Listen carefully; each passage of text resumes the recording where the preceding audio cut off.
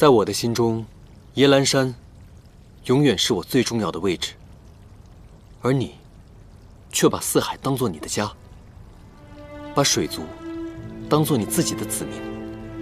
那些士兵都非常感谢你的搭救之恩，他们对你是赤胆忠心，就像刚刚那小孩说的一样，他们都信你，只有你才能做得好这个位置。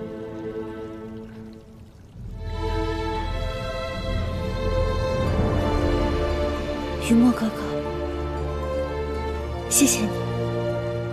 你无需谢我，你救我那么多次，我应当谢谢你。你对我之恩，谢意将永存心中。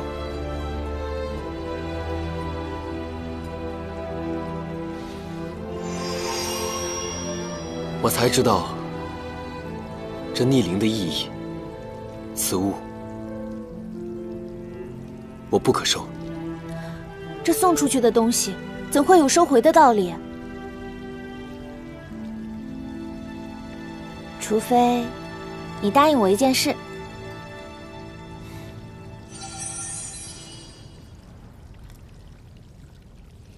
登位之日，我希望你为我加冕。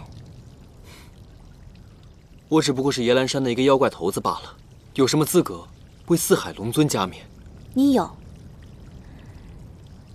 因为你是招兰最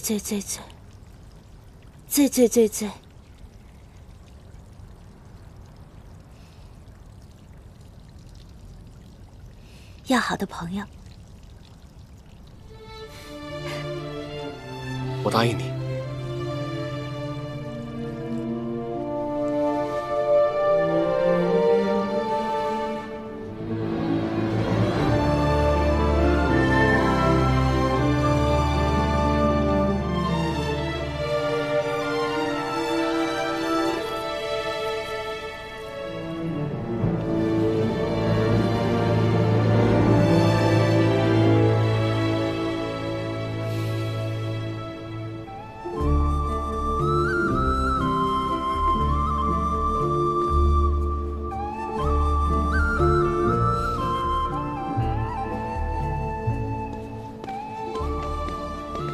殿下可比那日心不甘情不愿的新娘妆美丽多了。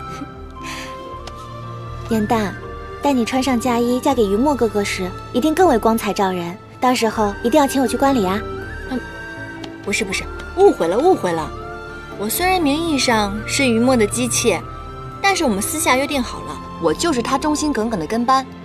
他真正喜欢的另有其人，不过不能如愿而已。你千万别误会。他未将真心告诉你，只是因为太看重你了，生怕把你给吓跑了。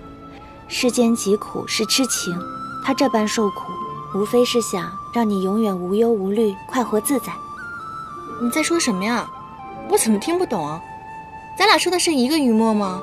就他平时那样，还苦情还委屈啊？殿下，吉时已到。颜淡恭贺四海龙尊。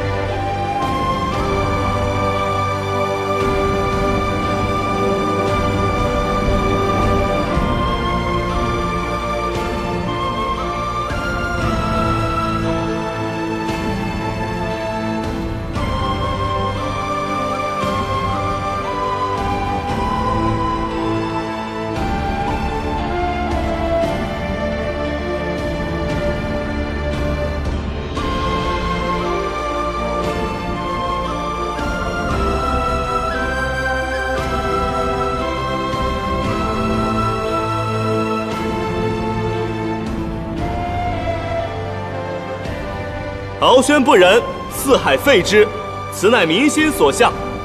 然一日万机不可久旷。青龙族第48代嫡女昭兰，系出高红，养于天宫，师承正统，秉性端慈，堪负重托。宜谨始于城瑶，寻武圣之业，身体无异。今册为四海之主，继任龙尊，布告天下，贤使闻之，钦此。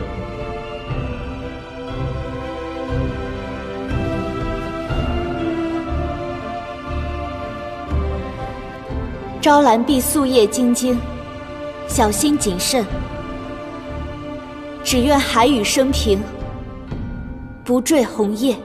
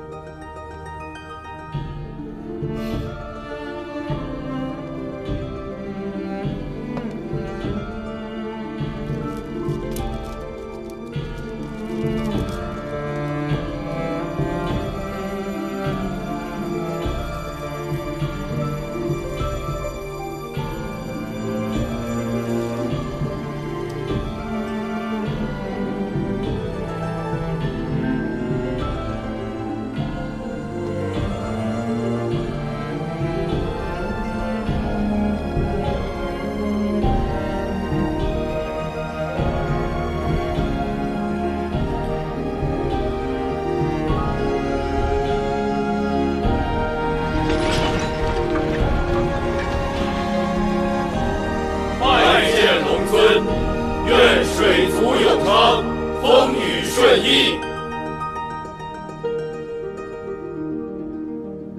云墨哥哥，和你相识一场，能有此刻，昭兰别无奢求了。如今四海太平，你成为一方之主，我们也要马上启程离开了。日后若能相见，仍以挚友相称。愿你在以后的日子，早日找到视你若珍宝之人。但你们一切都如常所愿，一定记得来东海做客。当然要来，我也要一起来。赵兰，你们东海百姓可爱吃瓜？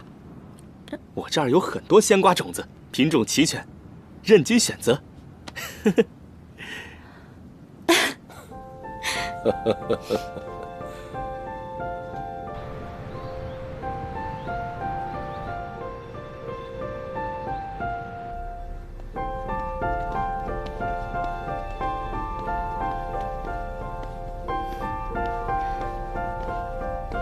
你见到严大了吗？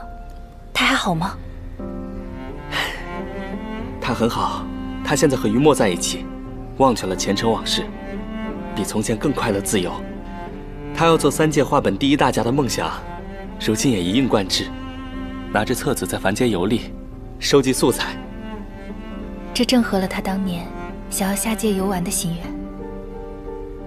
愿，挺好的。你这般牵挂他，何不下界亲自看看他，好让自己安心呢？纵然他忘了前尘往事，可过去的种种，我一刻都未曾忘记。我没有脸再面对他，我是他姐姐，却没有保护好他。当年没做到的，如今也没有机会再做了。都过去了。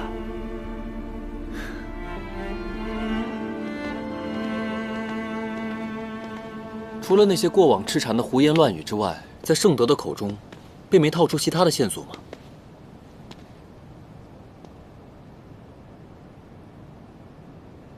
李晨开启的法诀，他必然知晓，否则安都王怎么会带一个普通的浮尘进入宫中，而且视若珍宝一般的对待？哎，那接下来我们还要送他回他的师门吗？我与严旦已经商量过了，若此人真是毒蛇的话，不如且行且看。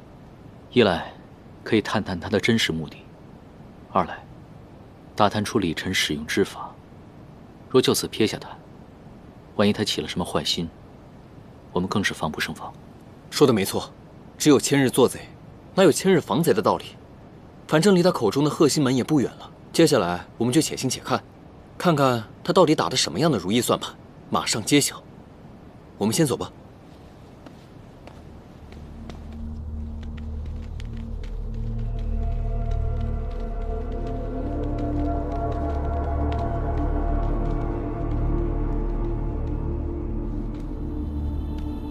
过了这个林子，便是我之前修炼术法的贺心门了。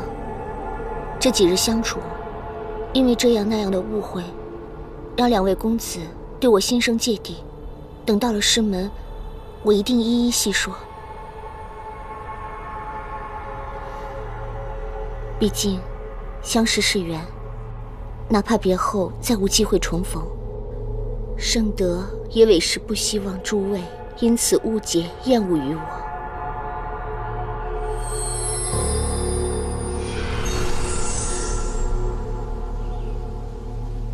神器有异动，难道前面这片森林便是神器曾经的藏身之处？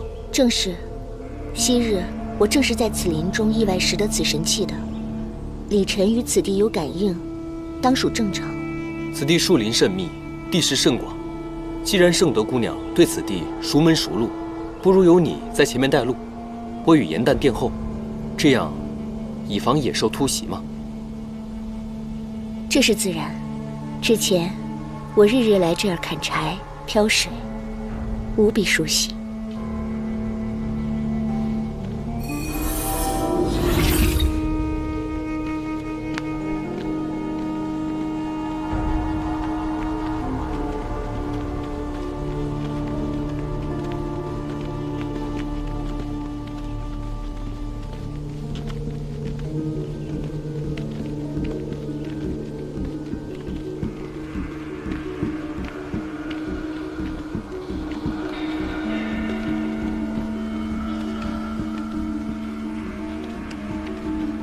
盛德，你不是说贺心门在这片森林的西面吗？你为什么要带着我们朝北边走呢？若朝西直行，有一片沼泽，极为凶险，绕北避开会更安全一些。这树木的排列并非天然生成，而是被布成了一个9宫8卦阵。入阵亲，则触发阵法。正东为生门，西南为休门，阵亲便在。停步！盛德，这怎么回事？怎会如此？当年我就是在此处找到李晨的。愣着干嘛？砍柴啊！不砍够3日用量，你今日就别想回师门。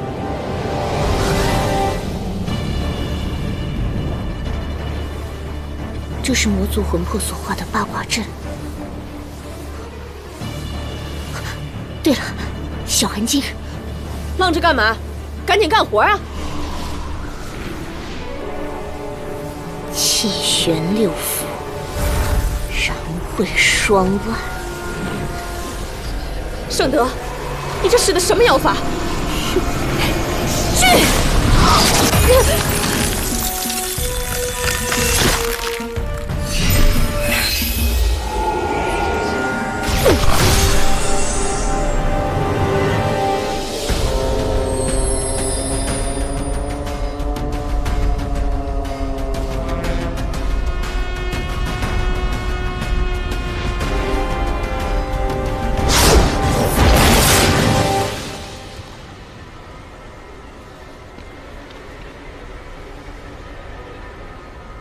正北魏开门，从北走。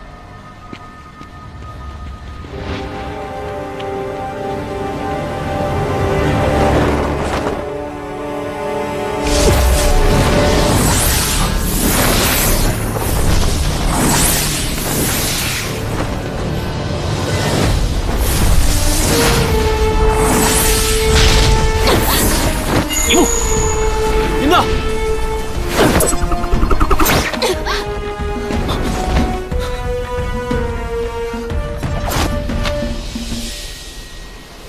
多谢。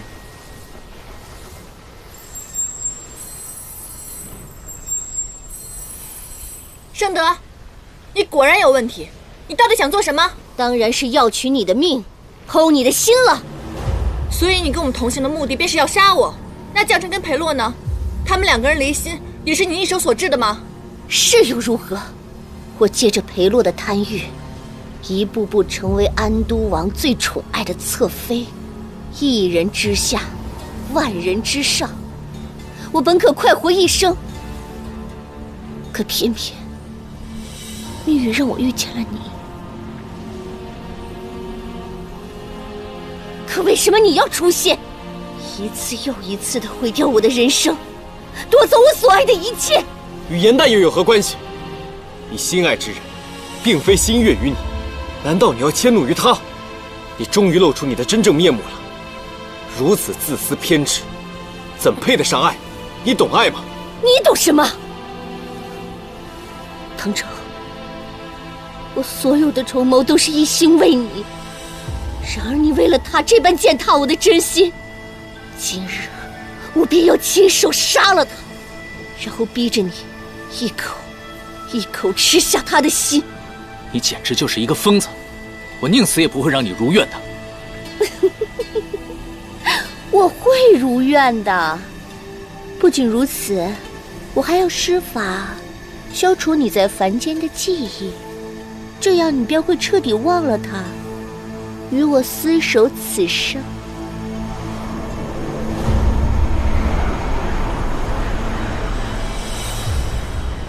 这黑雾好生诡异，大家小心。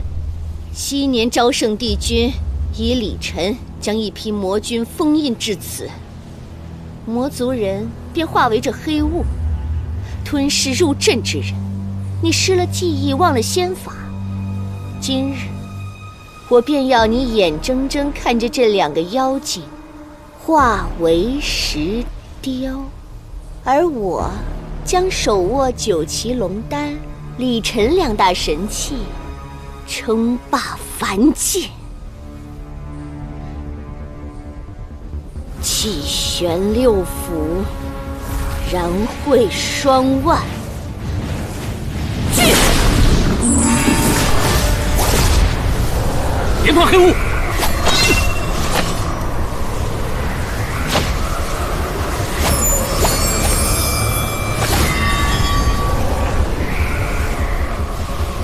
快点！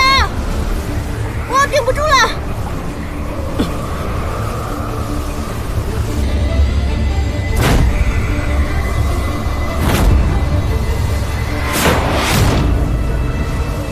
你宁愿与他们一起死，也不愿活着和我在一起吗？唐周，张远殿下给你的珠子，你赶紧吃了，你吃了就会恢复记忆，所有的仙法都能够想起来了。还愣着干什么？赶紧的，要不然咱们都得死在这儿。唐周，李晨不是可以使封烟当无邪吗？快用啊！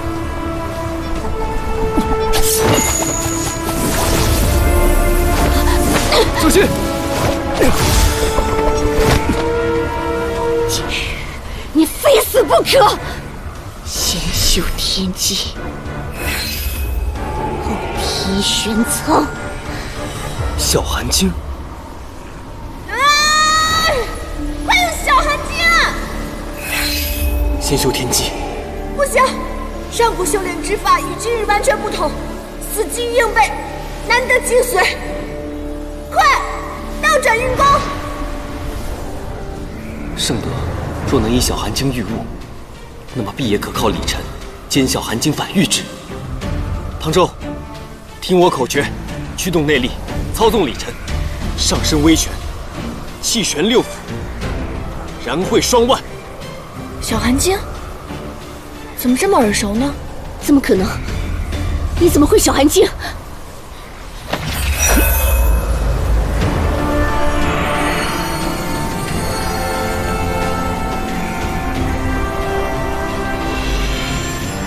先提玄苍，再修天机。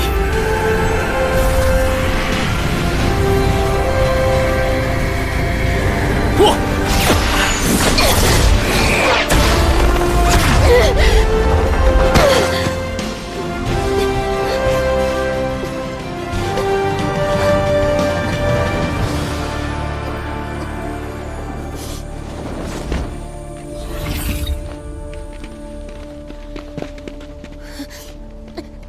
你到底是谁？为什么满心怨恨的要做这一切？你负了我一辈子，我要让你后悔终生。哎，你把话说清楚好不好？你刚才说了那么多什么意思？跟我有什么关系呢？杭州梦中的那个女子到底是谁？杭州之前又是谁？你肯定知道，说清楚嘛！我就是要让你困惑终生，这样你永远也忘不了我。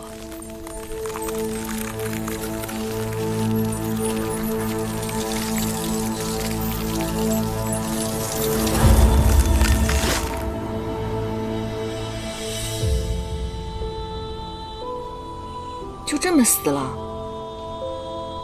也算他恶有恶报吧。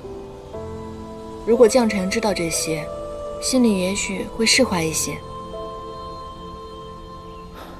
纵使圣德故意挑拨将臣与裴洛的关系，但究其原因，还是裴洛不愿意相信将臣。所以言谈，你也不用太苛责自己。也许这就是凡间八苦当中的五阴炽盛之苦，色、受、想、行、识，蒙蔽了他的眼睛，使他造下了这么多的恶果。看来话本里写的那些都是对的，情能够使人生，亦能使人死。情可以让人牺牲，也可以让人疯魔。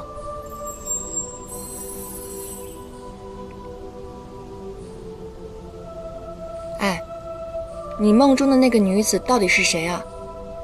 她对你怨恨，你有负于她，难道就如圣德一般吗？和他绝不一样。火德元帅性子极为傲慢死板，若圣德在天界真是爱慕火德的仙娥，必定没少受气，所以这辈子才如此怨毒执着。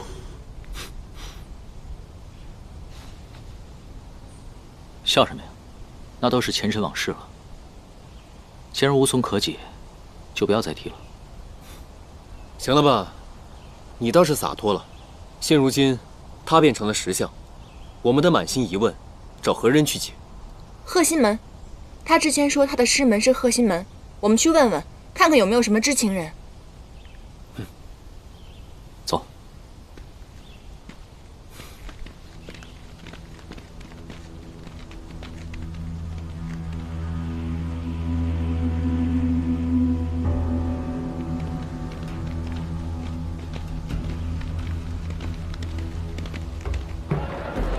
来，里边请。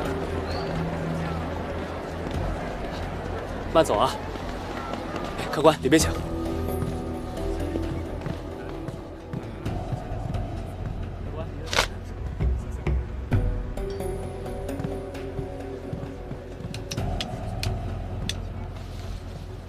店家，哎，公子，这些都是你的，看着安排。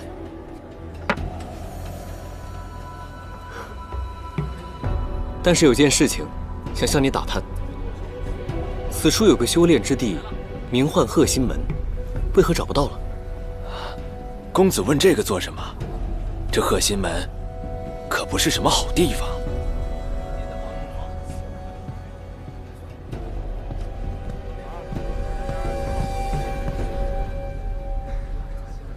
你这龙宫没待几日，红尘录倒是写了好几页。切，你懂什么呀？人呢有五毒之心，这个敖轩是傲慢自私之毒，而盛德呢是偏执嗔怒之毒。我看就这个招兰洒脱明事理，顶着这么大的压力成为了四海之主，而且婚嫁任凭己愿，凭着自己的力量保护了整个家园。如果有一天我能够成为他那样就好了。那你想保护谁，嫁给谁啊？你一个要断情绝爱的捉妖师，你关心我一个妖干嘛？干嘛？想来我们山境做客啊？是，问问都不行啊。不行。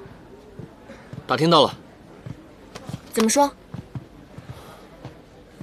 多年以前，盛德在此修炼之时，曾因知晓许多旁门术法，而且心思奸恶，被同门师姐所不喜。后来裴洛到此参拜，他便施法，加以魅惑，被封为侧妃，然后带回宫中。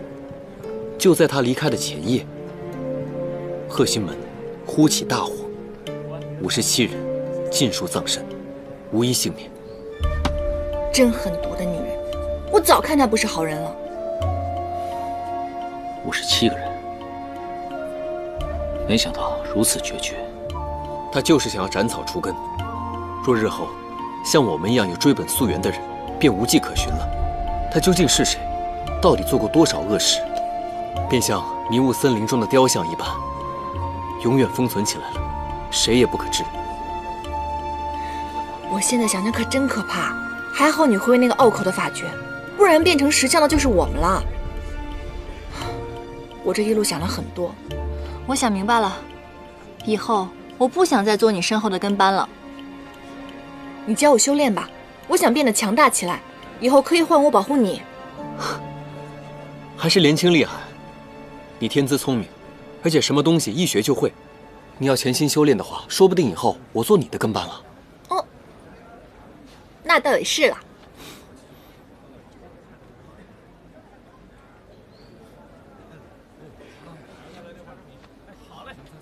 干嘛？不服啊？哼。小希，怎么了？哎呀，小希，不好，他那不是呛住了，是卡住了，救人！是不是呛着了？快喝口水！不能喝水，他是被卡住了。来，小孩，使劲，使劲！这怎么办呀？没事吧？可急死奶奶了！谢谢姑娘。没事没事。老身带着孙儿来镇上投亲，要是他有个什么万一，我也没脸活了。啊，敢问姑娘名讳，这相救之恩，老身必得报答。不用不用，我叫严旦。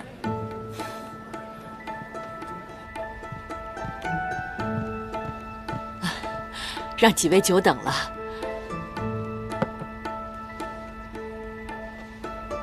奶奶，不过是举手之劳，不用这么客气，真不用这么客气。好像啊。诸位救我孙儿一命，今日又恰巧是端午佳节，有吃五黄的习俗。老身家贫，唯有做些吃食以表谢意。这是老身家里自己养的黄鱼，极其鲜美。这自酿的雄黄酒下了10足10的雄黄粉，有除妖驱邪之效。如今这世道妖孽作恶，几位也应当心呐。哦，巧了，我们不就是妖邪吗？这雄黄酒一喝，妖力变弱，显出真身来，便是不想作恶，也得吓晕不少人啊。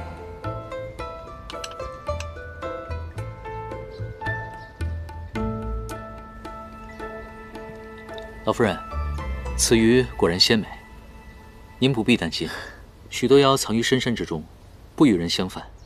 再说了，有许多除妖师行走于世，您就放心吧。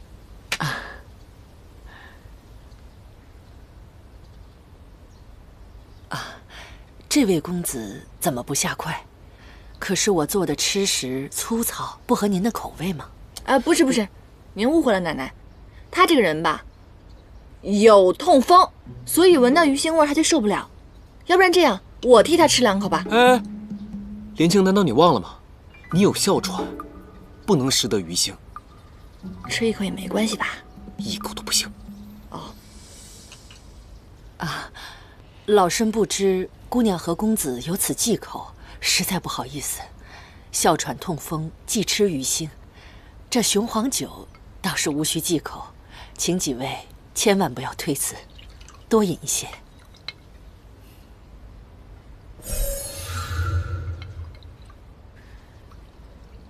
并非要挟，应当无事。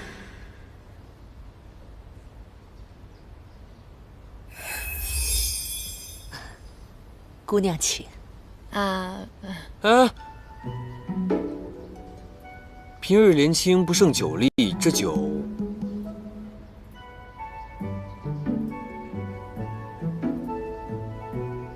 我来喝。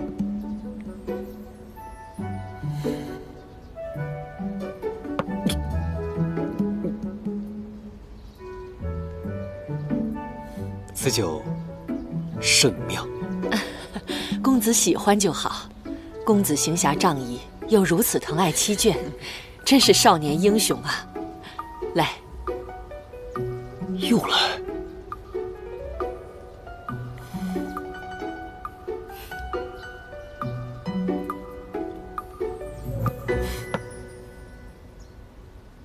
于墨怎么能在外人面前如此污蔑严旦呢？他年少，与你定的契约，未行大礼，怎能做得了数呢？老夫人，让您见笑了。我乃捉妖天师，严旦是我捡来的丫鬟。哎，不是，我什么时候成为你丫鬟了？我堂堂严旦，当日我悉心教化于你，你不记得了？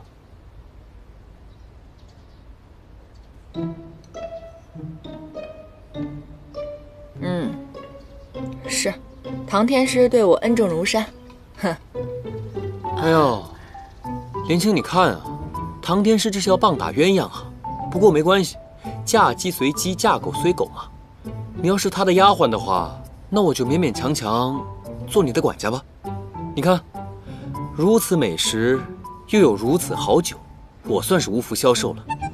还请天师畅饮。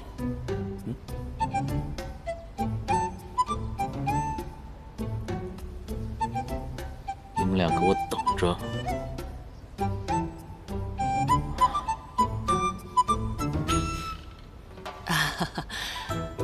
没想到你们3人如此有缘，更该畅快一醉。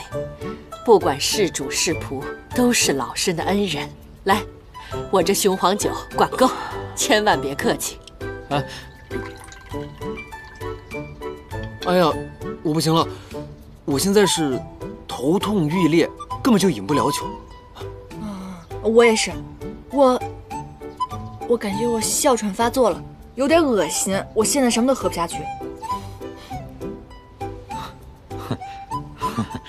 我来，蛇鼠一窝。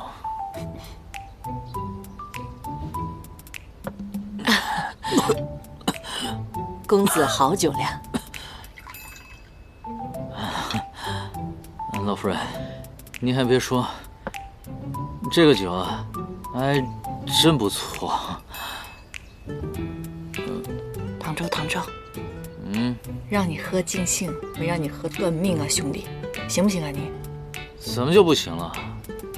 我告诉你，我就没醉过，可以一直喝。老夫人，再给我倒一杯。哎，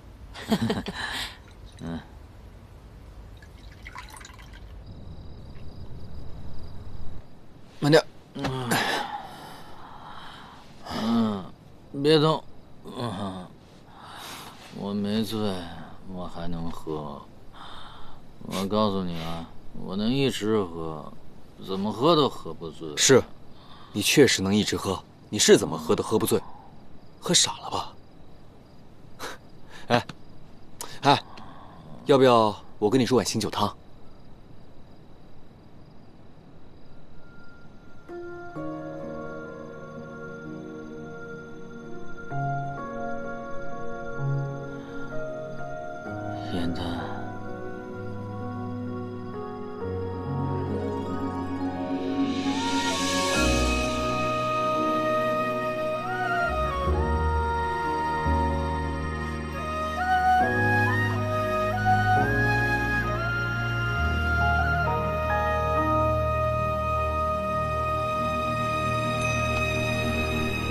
面的缘分在暗夜里藏，情字落晚香。寂寞的汤烫出思念的伤。果然如此。希望岁月凉，洗尽纤尘仍有你依稀模样。轮转中，你行走3界万年，俯仰一世，难道心头从未有过悸动？无论是在延续天宫，还是在地雅的茅屋中，无论何时何地何情，你难道没有一刻的动心吗？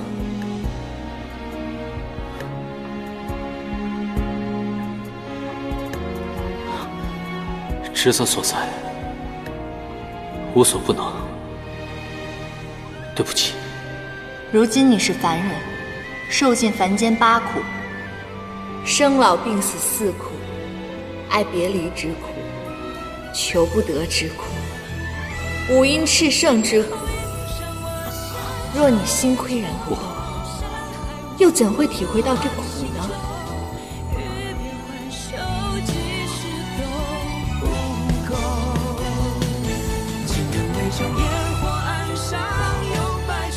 你已经动心了，这颗心是你欠我的，如今理应还我。你怎么可以爱上别人？你到底是谁？回来！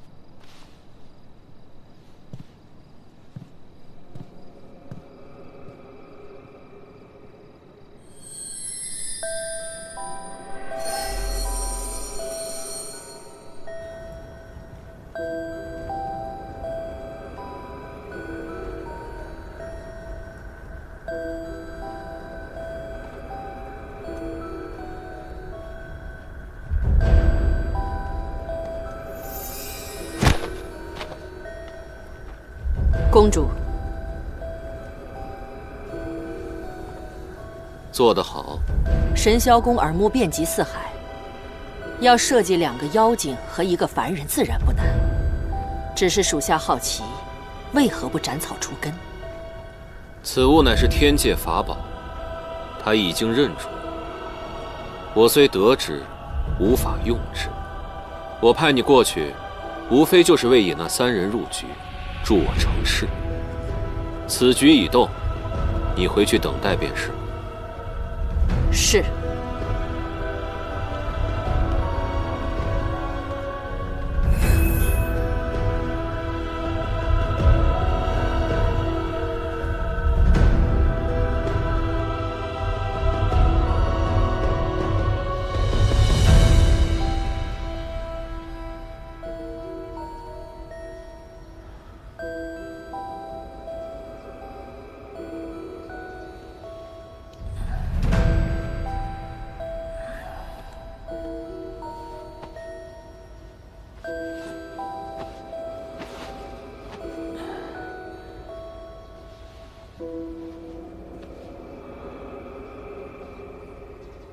不好，李晨。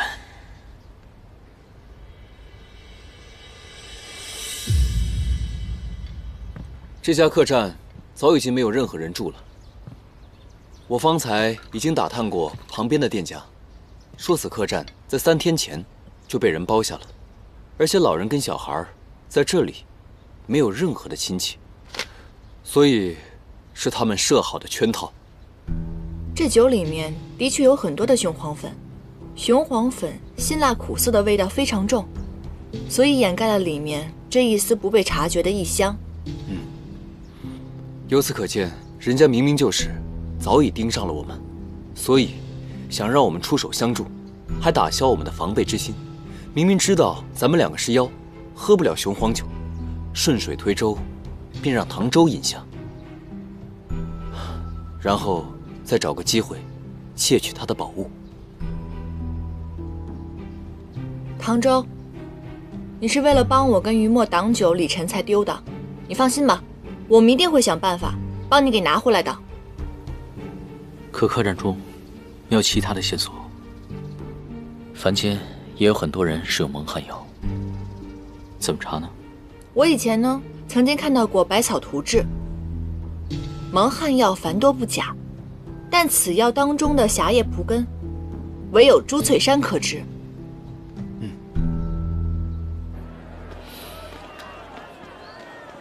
现下我们已经到了朱翠山下的朱翠镇，既然要查蒙汗药，就应该从药材铺或者药农来查起。果然是初出师门、不懂世故的呆子。药商若是配制蒙汗药的话，那要被抓去坐牢的，自然百般抵赖隐藏了。若是配药之人是暗商，更无从查证了。那怎么查呢？看到没？这便是查线索的好地方。人生得意须尽欢，莫使金樽空对月。名字倒是很潇洒，莫非是个书院？你看我说什么来着？果然是一点情趣都没有啊！既然是尽欢，当然是须作一生偏，进军今日欢啦。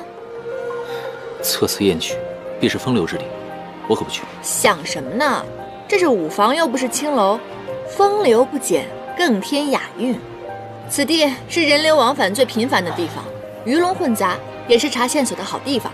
舞房里尽是女子，男女授受不亲，更坚决不去。行行行，你不亲我亲。待我一会儿变个男装，带你进去好好见识见识。